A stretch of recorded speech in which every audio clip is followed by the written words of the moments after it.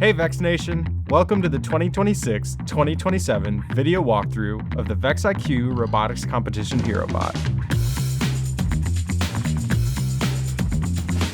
My name is Bailey Call, and in this video, we're going to be discussing the HeroBot for this year.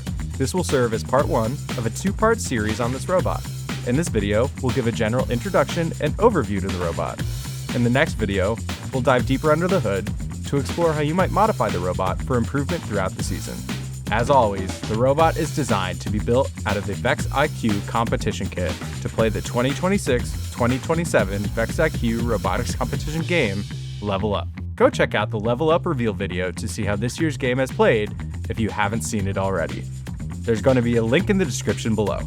HeroBots are designed to be simple yet effective starter robots for students, coaches, and any other participant to develop an understanding for the game and how it's played.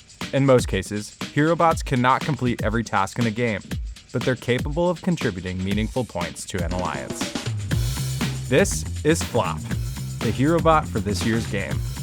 Flop is built on top of a four-wheel drivetrain powered by two motors. All four wheels are powered by the chain and sprocket system running the length of the robot. Omni wheels are placed at the front of the robot to allow easier steering and a tight turning radius.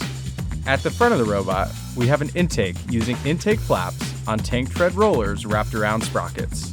The intake flaps are quite capable of grabbing the beanbags and pulling them right on into the robot. This mechanism alone is enough to score points in Level Up. But Flop also has an arm that the intake is mounted to. Using a high torque gear train, the entire arm lifts and flops over the top of the robot onto the pyramid goal to score beanbags at high levels. Flop is a simple, yet quite effective robot for playing Level Up. It's our hope that teams explore this design with the hopes of improving it and making it their own. In the next part of the video series, we will explore some of the areas teams might look at iterating on if they choose to build Flop. Thanks for watching. Be sure to like, comment, subscribe, and tune in for part 2.